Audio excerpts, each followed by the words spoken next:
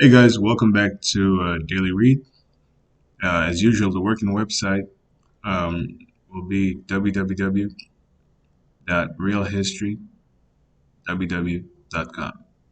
And WW is short for worldwide, where the world's first human beings and all their civilizations were diverse blacks.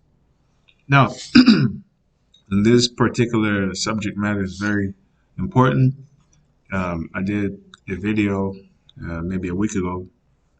But then once I started doing the research, I realized that Korea, whether we know it as North Korea and South Korea today, Korea, like every other landmass on the planet, was populated by diverse blacks first. And we should know by now that brown-eyed peoples gave birth to non-brown-eyed peoples. Woolly hair gave birth to straight. Straight hair mixes with woolly hair produced a hybrid curly hair. Black hair gave birth to redheads and blondes. Black skinned peoples gave birth to non-black skinned peoples. Hopefully we are, excuse me. Hopefully we are in agreement on this fact, scientific fact. These people then would invade other black cultures. Sometimes they would be exterminated, and usually, or there was a mutual cohabitation, and they would mix. So a lot of places we see today, the people who are there, they're typically a hybrid peoples. Okay. So we're going to talk about the last black cultures of China and the Japanese genocide from 1910 when they annexed Korea till 1945 when they were finally stopped. 35 years of genocide in Korea.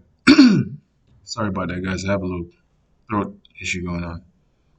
So 35 years of genocide, and we have pictures of Japanese people cutting people's heads off and burying people alive, etc. So they're very savage people. Okay, don't let their nice looks fool you. Okay, but anyways, we're gonna get started. This is a very depressing topic for me, but I have to talk about it. That's why I called my program Daily Read. If you guys like the video, please like it. If you'd like to share it, that'd be wonderful. If you really like it, you can subscribe. And if you find something you don't like, you can comment on it. No problem. If you don't like it for some reason and you feel you want to put a thumbs down, cool. And God bless you. Anyways, let's get started. So this picture you see here says a packed train on Seoul Street, 1903, which is basically 117 years ago. Okay, Korea 117 years ago. Notice that Koreans were 100% black peoples. But typically what you will find is the native peoples are black, but the people ruling over them are not. The minorities, non-black or in a hybrid state, so-called mulattoes or mulattas. Okay? All right. So take a look at the picture. That's Korea. That's what we now call South Korea. If you see Seoul, South Korea. Pyongyang, North Korea. Okay? 117 years ago. Okay? All right. Let's move on. You know what? I thought the more videos that I would do, the more confident I would get, but that's not the case. I'm still nervous.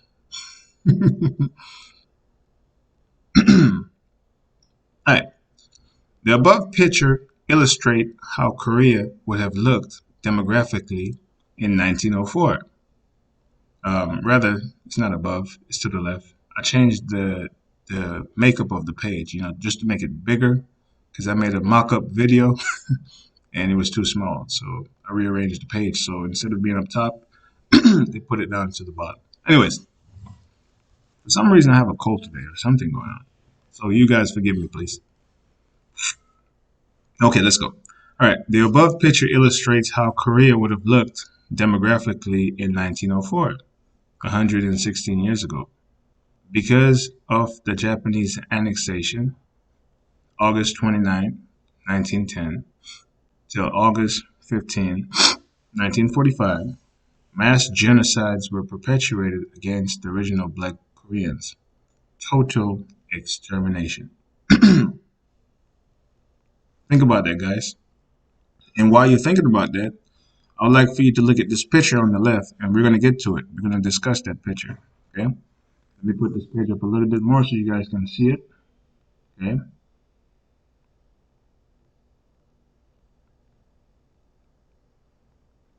All right. So, because of the Japanese genocide, all modern day Koreans seen to the left, that's those hybrid redheads, and you call a pure redhead, but a hybrid redhead you call a brunette. Typically admixed peoples, which they are. Because of the Japanese genocide, all modern day Koreans seen to the left are the new Koreans. These people, however, are in majority Japanese descent. Remember, Japan took over from the original, which you can see on the left, far left. Okay, these people, however, are a majority Japanese descent, and to a lesser extent, Chinese.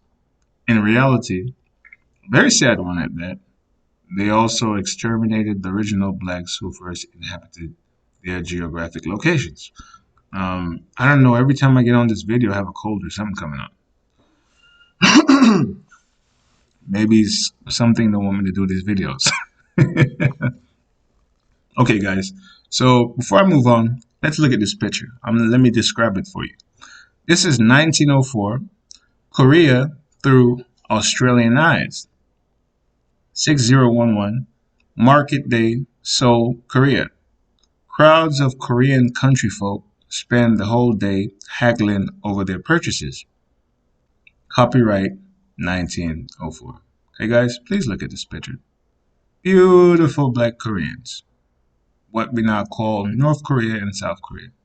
What happened to them? Where did they go?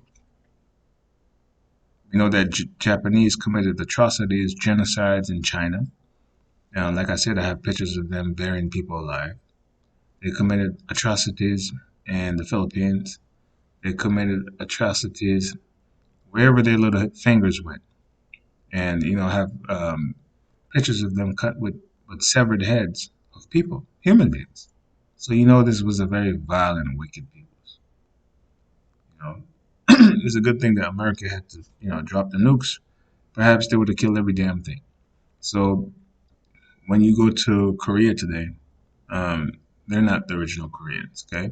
Just look at these pictures. And if you want to find this picture, all you have to do is go on the internet and look for pictures of Korea from the 1500s to the 1900s. Or you can look up ancient pictures of Korea or Korea through Australian eyes.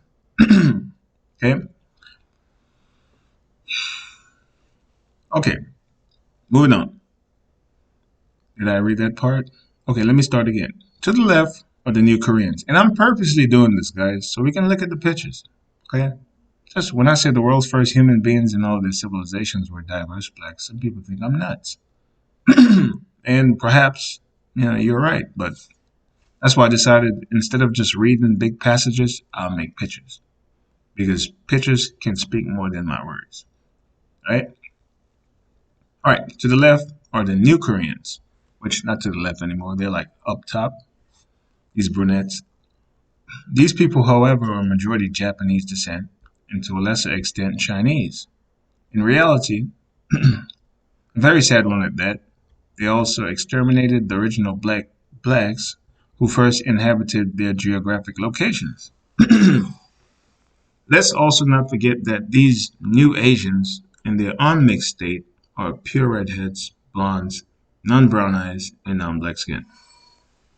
These human types originated through different genetic mutations affecting melanin genes. And we should know that a mutation simply means a change occurred. Like the equivalent would be using the brown bread to produce the white bread. Something changed, a mutation. But this one is not external through some bleaching mechanism, but internal through some genetic manipulation. Okay? This simply means that black hair, dark brown eyes, and black skin gave birth to these aforementioned recessive traits.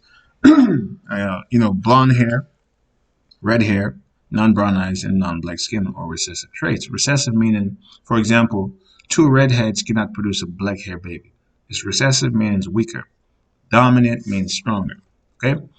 The Aboriginal men and women. Okay? Sorry about that. My page timed out. All right. The Aboriginal men and women of every continent, subcontinent, and all the islands of the seas were diverse blacks. Asia, as it's now been called, was no different. All right, so I just want to concentrate on that picture a little bit. Keep looking at it. Notice Korea, 1904, and look at Korea to my right, which would be your right also, I guess. Depends on what you're looking at. And then below this, you can also look at that picture. And I'm purposely staying here for a while. I just want you to look at it, the picture to the left, and ask yourself, what happened to all these beautiful black Korean peoples? And how many more nations or black cultures on the planet have been exterminated?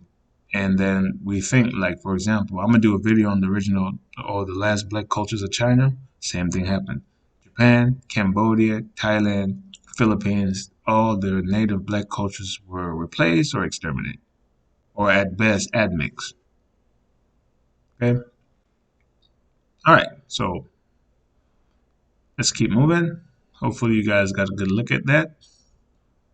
You know, the more I do these videos, man, I thought maybe by now I wouldn't be so nervous. Why am I nervous? I don't know. All right. Oops, too fast. Let's do that again. All right. So, the African origin of modern humans in East Asia, a tale of 12,000 Y chromosomes, Y. Key et al. Science, 1060011. Source, you guys can go look this up. I like to put my source or cite my source. You know, my favorite subject in university, which I dropped out, by the way, was English. Reading, writing, essays. I could write a 20-page essay, no problem. You give me mathematics, I go to sleep.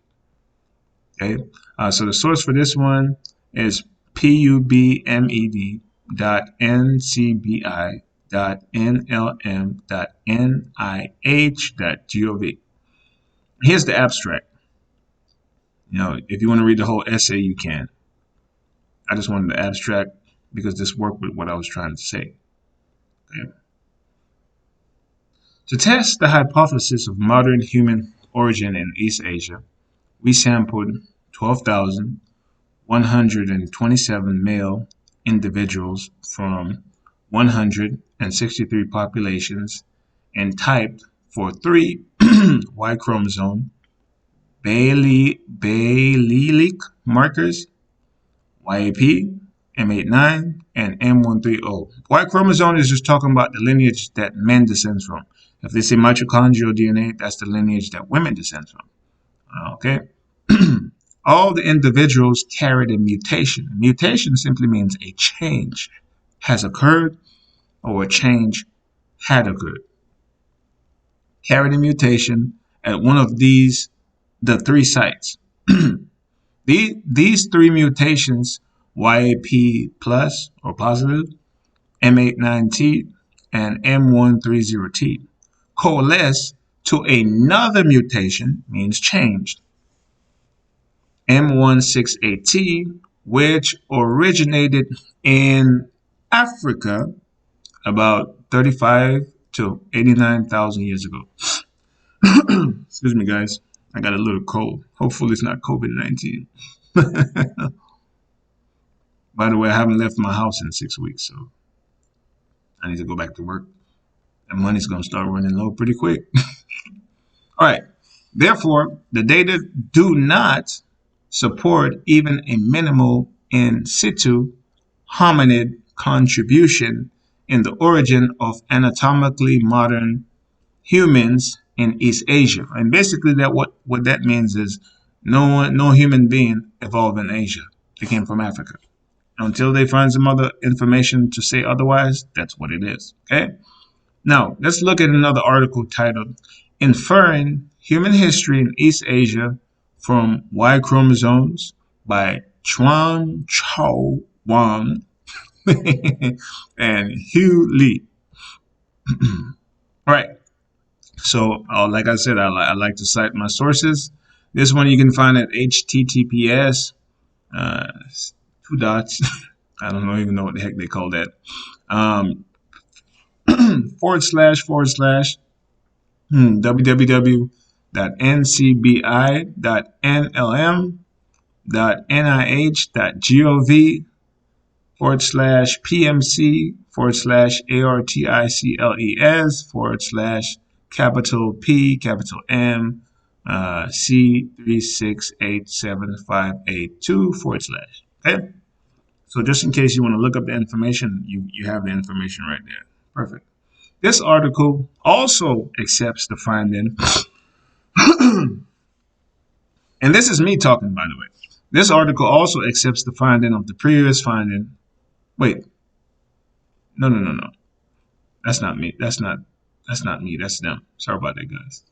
This article also accepts the findings of the previous finding that man, based on the available information, originated in what we call Africa today. Since this fact is agreed upon, what route did they take? Right? So they said, quote, review northern or southern route. Once it became generally accepted that modern humans evolved recently in Africa, the times and routes of migration to East Asia remained controversial. Three different models were insisted upon by three different researchers. The first model postulated that northern populations of East Asia migrated to the south and mixed with the Australian ancestors. Okay, so we know that Australians were black skinned peoples, okay, before the pale peoples got there in, I believe, 1789, somewhere around it, yeah? So notice they won't tell you what pigmentation there are, they just use certain words. Because if you think Australian today, you don't see black peoples. All right, so let's read it again. The first model postulated that northern populations of East Asia migrated to the south and mixed with the Australian ancestors who had settled in Southeast Asia. The second model suggests that the northern population of East Asia evolved from the southern settlers. However, a third model assumed that northern and southern East Asian populations evolved independently since the late Pleistocene, more than 10,000 years ago. Okay, when they say evolve, means change over time. It doesn't mean something magically happened and we just change. It simply means that whatever made humans, for example, coded two peoples with the codes to produce every variation, right? So as you reproduce, you have small mutations, which mutation means something has occurred on the Y chromosome for the men, on the mitochondrial DNA for the women. These mutations give you variation of the nodes, for example, hair color, eye color, skin tones, and all that good stuff. I don't know why I'm not feeling 100% doing this damn video. Okay, let's go. All right, in the same article, the authors discuss and I have the twice. I can fix that right now. That's what I love about this thing. Okay, perfect. All right, in the same article, the authors discuss the genetic legacy of the Paleolithic Black Asians. Okay, and here this article is titled, this picture, it says Seoul's first class transportation system. And this is Korea perhaps between 1890 and 1903. Okay? Because they weren't yet annexed by Japan. So you can see Koreans are 100% black people. Okay? And once again, the title of this picture is Seoul's first class transportation system. Is it the original name? I'm not sure. But if you look on the internet, Korea from the 1500s to 1900s. Sorry, guys. You can always find these images. All right. So we're going to talk about the genetic legacy of the Paleolithic Black Asians. And Paleolithic is just a date for a certain time frame. Okay. So let's move this one up. Look at that picture, and you can see that Korea today, non-black skinned peoples, versus Korea a little bit over 100 years ago, 100% black skinned people. Okay? And what is black? A color, right? All right. So moving on. Let me put this a little bit so you can still look at the picture. Just keep looking at it because we're going to discuss what happened to them. And we know they were murdered out by the Japanese. They had 35 years to do it. Hitler murdered the Jews in a short time. King Leopold in the Congo killed over, some people estimate 60 million, some people say 10 million, some people say 13 million. The Hutsis and the Tutsis, Japan and China, America over here, the Pale Peoples in Australia, the genocide, the 100 Years War in Europe. I mean, we got so many genocide. The 30 Years War in France, which was to get rid of the last black rulers of France, the French Revolution. Oh, there's just so many genocide. So it's very depressing to talk about, but I think it's very important at the same time because it tells a story of a people that most people don't know about. Okay? All right. The migration history of haplogroup DM174 is most mysterious. And DM174 is talking about the original black Asians. Okay? It won't come out and tell you that. They'll just put DM174, which is his haplogroup or their for the male. By now, excuse me, guys. I don't know why. Every time I do these videos,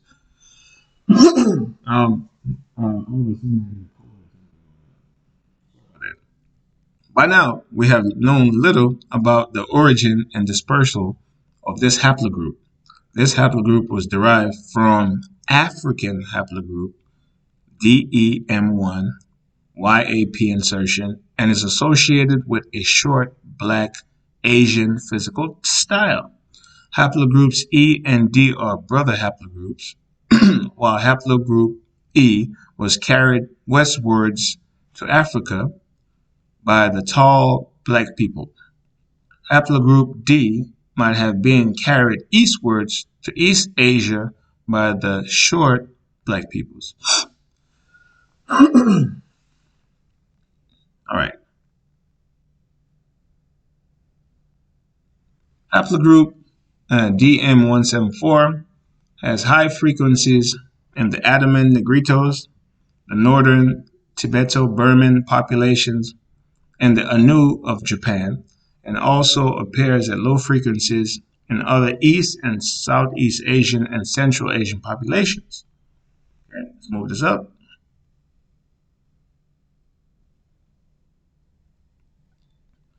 In northern Tibeto-Burman population, the Bama D comprises nearly 100% of haplogroup D. There are three main subclads of haplogroup D, that is D1M15, D2M55, and D3P99, and many unclassified minor subhaplogroups. Haplogroup D1 M15 is prevalent in the Tibetans, Tangut, Chiang, and Lolo, and is also found at very low frequencies among the mainland East Asian populations. I swear, every time I get on here to do these videos, I start coughing, sneezing, and I just start feeling weird. My eyes start hurting. Do you think it's normal? Or something is trying to keep me from doing these videos? I'm gonna keep going anyways. Hopefully you guys like my effort. All right, here we go. This picture says a bustling alleyway in Pyongyang, early 1890 to 1903. Now remember, when you say Seoul, South Korea, Seoul, you're talking about South Korea. When you say Pyongyang, you're talking about North Korea. Now, guys, please look at these pictures. Hopefully, it's big enough so you can see it. These are 100% black peoples in Korea. As far as the eye can see, all black peoples. And the Japanese, between 1910 and 1945, exterminated most likely 100% of them. Because Hitler killed 6 million Jews in a few years. Now, in a few years in Congo, King Leopold, they estimate some people 60 million, some people say 13 million, some people say 10 million. And over here, the native black peoples over here, Millions, millions, millions, and millions and millions went missing. So imagine with 35 years, how many people you can massacre and murder. Okay, just look at the picture. This is Korea. King Kim Jong Un, his territory. Okay, Seoul, South Korea, their territory. I wonder if their racism stems from the fact that um, that black peoples were always the rulers of the earth, and they were always in subjection to black skinned peoples wherever they would go. So as soon as they had their chance, they took over. That hatred, because of the fact that they were always ruled by black peoples, is something that's just ingrained in them. I don't know. What do you guys think? Okay. So this says a bustling alleyway in Pyongyang.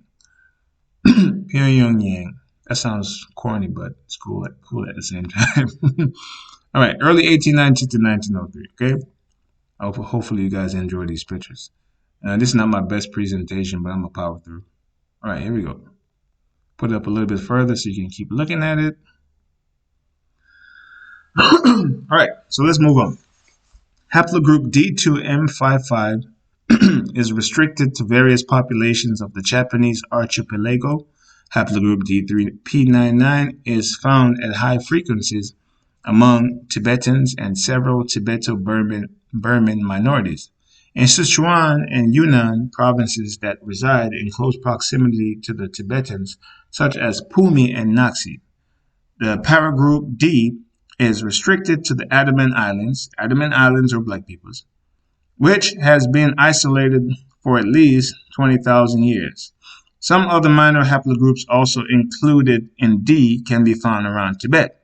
And haplogroup D is the original one, I believe, that came from Africa. See? Let's see what they say if I'm correct.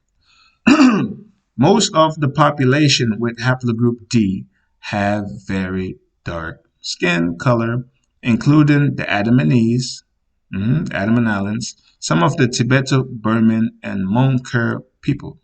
The Anu people may have developed, oh, this is laughable.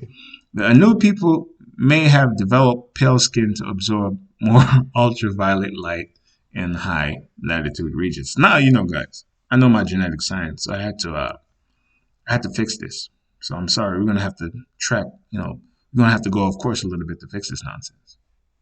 Okay, here we go. All right, let me rip into them a little bit, and we can move on.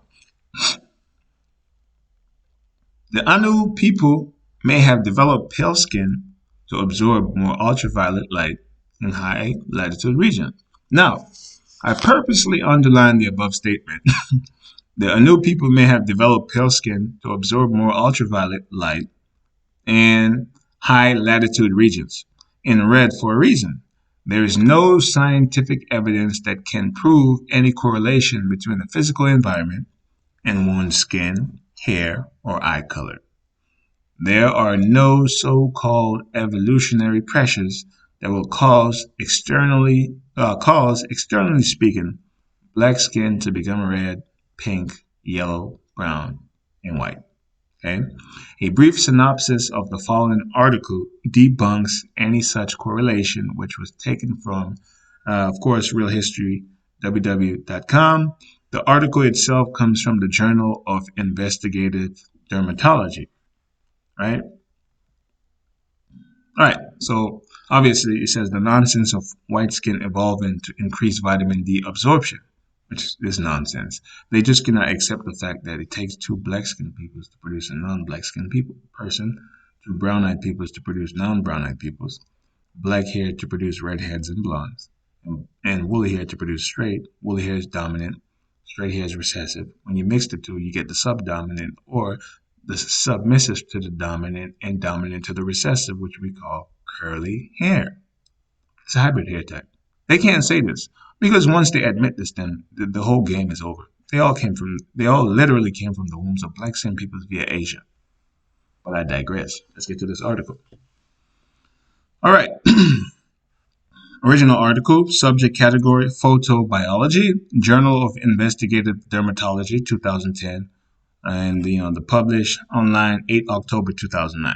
Okay, I just want to get the main points, okay, because I don't want to read all of this stuff. If you guys want to find it, It's in the Journal of Investigative Dermatology, subject category photobiology. And let's get to it before my throat gives up on me. Sorry, guys. All right. Vitamin D production after UVB exposure depends on baseline vitamin D and total cholesterol, but not on skin pigmentation. Let me repeat that. Vitamin D production after ultraviolet B radiation exposure depends on baseline vitamin D and total cholesterol, but not on skin pigmentation. That means how much vitamin D you take in, based on UV radiation exposure has nothing to do with your skin pigmentation, but based on the vitamin D and total cholesterol. Okay? Baseline vitamin D rather and total cholesterol. And it says the work took place at Copenhagen University Hospital, Bispebjerg, Denmark. Morten K.B. Ball, Ann V. Smids, Peter A. Philipsen, Elizabeth Tidden, and Hans C. Wolf. Department of Dermatology, Copenhagen University Hospital, etc., etc., etc. Okay? Now, I don't want to exterminate all my time here, so let's get to it. Abstract. I'm going to read the abstract. It's pretty long, but why not? Let's see if my throat will work with me. All right. UVB radiation increases serum vitamin D levels expressed as 25-hydroxyvitamin D3, 25-OHD. Okay, they just when they say 25-OHD, they're just talking about 25-hydroxyvitamin D. They're simply talking about vitamin D.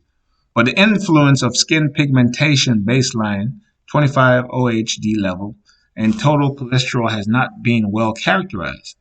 To determine the importance of skin pigmentation baseline 25-OHD level and total cholesterol on 25-OHD production, okay, after UVB is ultraviolet radiation B, you have A, B, and C. The worst one is C. That's blocked out by the, so-called Van Halen belts. UVB exposure, 100 and, okay, let me start again, make sure you guys get the whole point. To determine the importance of skin pigmentation, baseline 25-OHD level and total cholesterol on 25-OHD production after UVB exposure, 182 persons were screened for 25-OHD level. A total of 50 participants with a wide range in baseline 25-OHD levels, vitamin D levels, were selected to define the importance of baseline 25-OHD levels. Of these, 28 non-sun worshippers with limited past sun exposure were used to investigate the influence of skin pigmentation and baseline total cholesterol.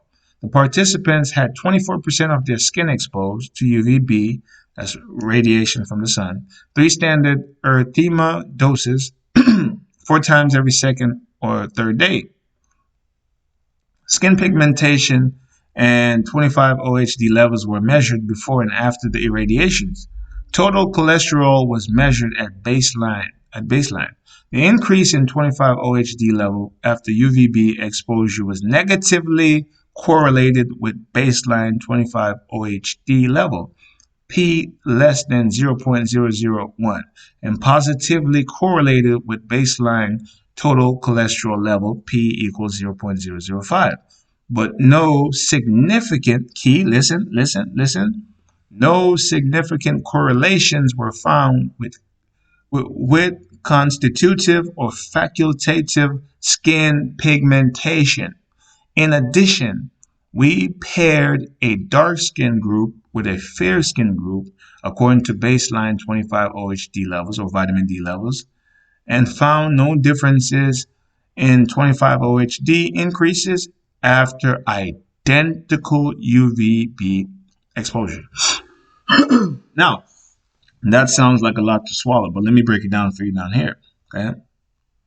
Now, remember what I stated earlier in red. The Anu people, now remember what was stated earlier in red, what they stated. The Anu people, which are of Japan, may have developed pale skin to absorb more ultraviolet light in high latitude regions. Nope, they didn't evolve lighter skin. They mixed with lighter skinned peoples who came from black skinned peoples through some genetic mutations. That's why they're in a hybrid state, like the so called Native Americans. They don't have the original black skin of the natives, but they're admixed.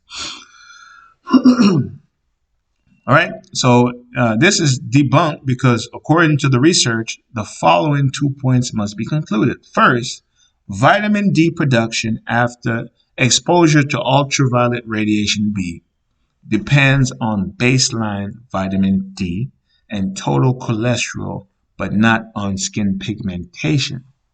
That has nothing to do with it. So you're not going to become pale to get more vitamin D. That has nothing to do with it. Second, in addition, we paired with a dark skin group a fair skin group. And by the way, the word fair does not talk about skin color. It talks about people being very attractive. She was very fair, very beautiful, but whatever. Okay, so we paired with a dark skin group, a fair skin group, according to baseline 25 OHD levels, and found no difference in 25 OHD increase after identical UVB exposure. OHD, 25 OHD being vitamin D. Okay. To sum it all up, climate, external force, has nothing to do with genetic makeup, which is solely based on information passed on from parents to offspring via sperm and egg. Yep, because all the information to produce a person is in the sperm and egg. It has nothing to do with outside. I cannot. Okay, well, I digress. Let's keep reading. The climate will never permanently change one's hair, eye, or skin color. For if this was so, then no one would sunburn, snowburn, or windburn. There would be no need for sunscreen. I found something I can fix. Let's fix this, shall we? Sunscreen. And no one would die of skin cancer. See, you think you check your essay? It's like university. I thought I checked my whole essay, and I missed something. Now that we've settled that minor misinformation, let's pick up where we left off. So to be clear, you cannot change your skin color because of the environment for no vitamin D. That'll never happen. Because if that's the case, then the people who call themselves white should have the strongest bones out of all human beings. But if you check, it's actually the black skinned peoples who have the strongest bones out of all human beings. So environment has nothing to do with, or no correlation to do with, your skin changing. Just say that it takes two black skinned peoples to produce a non-black skinned person, two brown-eyed peoples to produce non-brown-eyed peoples, woolly hair to produce straight, woolly hair mixed with straight produce the hybrid curly hair, black hair give birth to redheads and blonde. Just say that. But I don't think they're ready to do that right now. Anyways, let's move on. I want to get this over with because I don't feel good.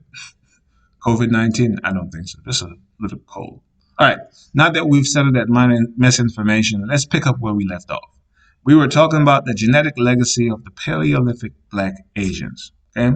The article goes on to say that for the origins of haplogroup D, that's black peoples from Africa, Chandrasekhar et al. Suggested that the CTM168, that's a haplogroup, gave rise to the YAP insertion and DM174 mutation, means change, in South Asia, based on their finding of the YAP insertion in Northeast Indian tribes, black skin peoples, and the DM174 in Andaman Islanders, black skin peoples. In that case, haplogroup E with YAP insertion might also have an Asian origin. Okay? However, this hypothesis is seldom supported by any evidence. Okay, let me move this up.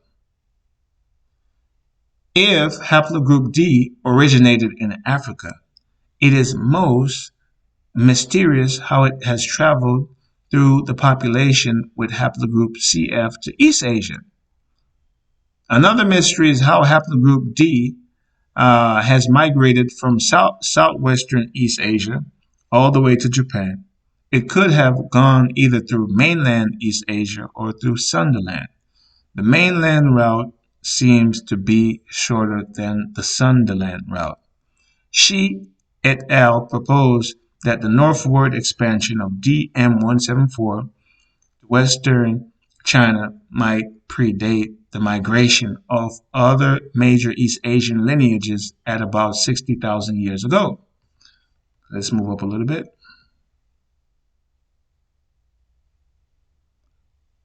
Okay, let me start again. Shi et al.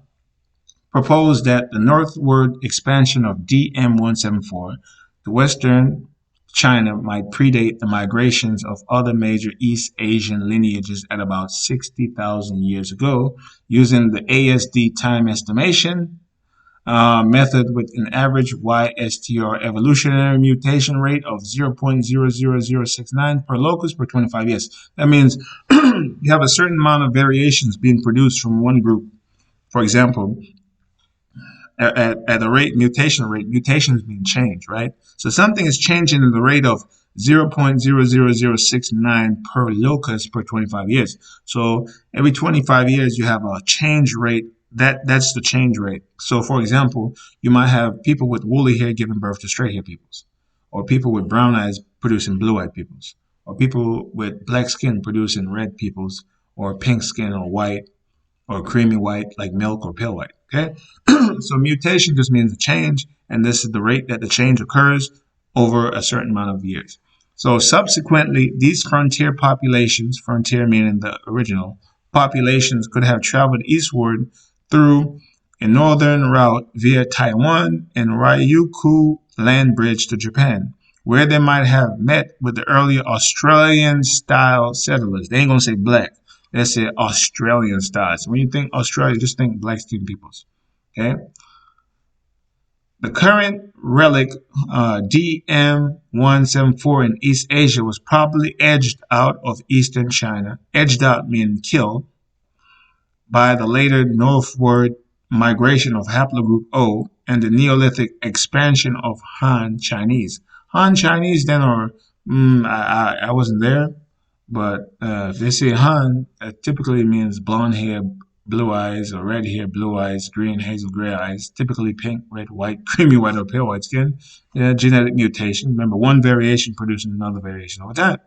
Or the original Han could have been black skinned people who gave birth to a lot of variation of themselves. They copied the name and the culture. For example, you have the Aryan, spelled A-R-I-A-N, then you have the Aryan, spelled A-R-Y-A-N. The black Aryans gave birth to a lot of variation of themselves. They had brown eyes, they gave birth to blue-eyed people. They had black hair, they gave birth to redheads and blondes. You learn the language from the people you originate from, and you learn the culture. But they had two different skin colors.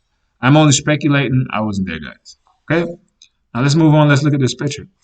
Now, I don't have an actual date for this picture. This is Korea. It wasn't split yet, so there was no North or South Korea. It was just one Korea. And as you can see, I'm going to say between 1890 and 1903 or 1903. Okay. As you can see, guys, these are the original Koreans. Beautiful black peoples. Okay. Like all Asia. I can do the same thing with China, which I'm going to do next. Okay. But I wanted to do an actual presentation on this because they were all exterminated. Okay? And that's the sad part of the story.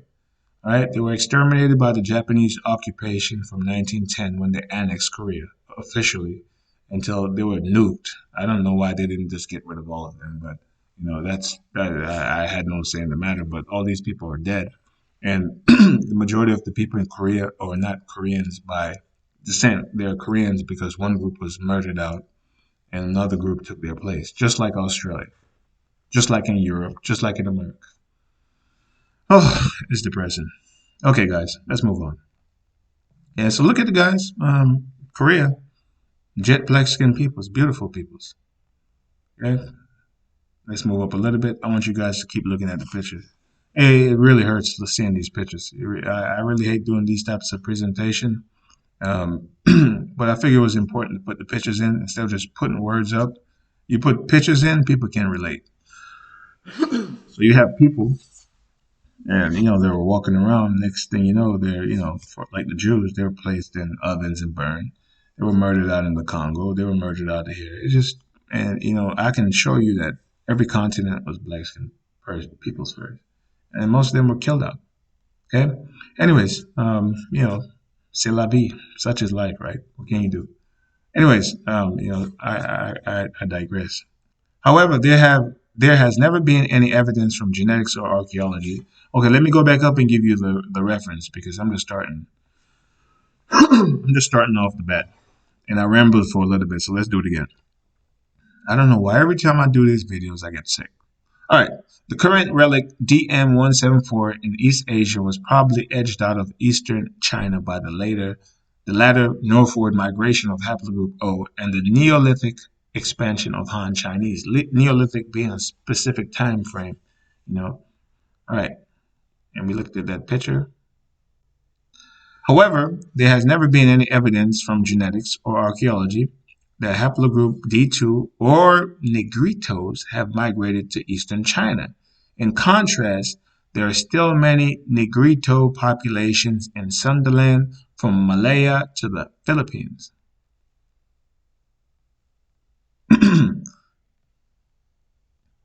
It was possible that Negritos occupied the whole of Sundaland. Yep, they did. In the late Paleolithic age. Therefore, these populations might move directly from the Philippines to Taiwan and Ryukyu. The only problem is that no haplogroup D, that's black, has been found in the Negritos in the Philippines, all black. Side note, if this is my side note, guys, if no haplogroup D has been found, the haplogroup is talking about the Y chromosome for the man. If no haplogroup D has been found, replacement simply means that they were murdered out. They're not going to say that, but that's what it means. See, let me go back. The only problem is that no haplogroup D has been found in the Negritos in the Philippines. That means the men were killed out and another group of men reproduced with the women. That's just what it means. So let's move on. Okay. Okay, so let's continue with the article. I put my side note. No haplogroup D has been found in the Negritos in the Philippines. Their paternal, that's the father's lineage, might have been replaced. And I put side note, replace equal extermination. Okay? By the expansion of haplogroup C2 and K from Papa, and most likely another group of black peoples destroyed this group because they're coming from Papua New Guinea, and so those are black peoples. So one group of black peoples murdered out another group of black peoples. Okay, so no haplogroup D has been found in the Negritos in the Philippines. Their paternal lineages might have been replaced by the expansion of haplogroup C2 and K from Papa around 18,000 years ago using the bat-wing time estimation method, or a more recent migration of haplogroup O from mainland East Asia. However, excuse me guys, due to the lack of data, the history of haplogroup D as a genetic legacy of the Paleolithic age in East Asia remains a mystery. Okay guys? All right, so I'm going to leave you with this last picture. And the title I got off the internet was Black Koreans Erecting Something. Oh, no, rather, I put Black Koreans Erecting Something. All right, look at them. It's not because it's in black and white. They're so black they look blue, man. And all these beautiful people disappeared. One group of people want their land, so, they killed them all. All right, guys. So sorry for being a little bit sick or whatever I am. I don't know. Every time I get to do these videos, my throat starts to itch and I get nervous. But I usually get a little cold or something. All right. So when I come back, we're gonna do part 2, and we're gonna give you a little bit of Korean history, the real history from the Josean dynasty, the location of Korea. We're gonna talk about all the way up till the name was changed from Josean Dynasty in the 1890s. And then we're going to talk about the annexation by Japan and the subsequent genocide. And this one is the forgotten genocides, the last blacks of Korea, okay? Because they're no longer there, and their replacement, which are majority so-called Japanese and they're not native. They're not the original peoples of their lands. They murdered out those people there likewise, and the so-called Chinese, and they're also not the original peoples. Okay, guys. So if you like the video, please put a like, and if you really like it and you like the information, go ahead and subscribe, ring the bell. If you don't like it, you can say you don't like it. Maybe I was coughing the whole time. But I'm gonna keep on going. All right. So I appreciate you checking me out. So until next time, guys. Peace.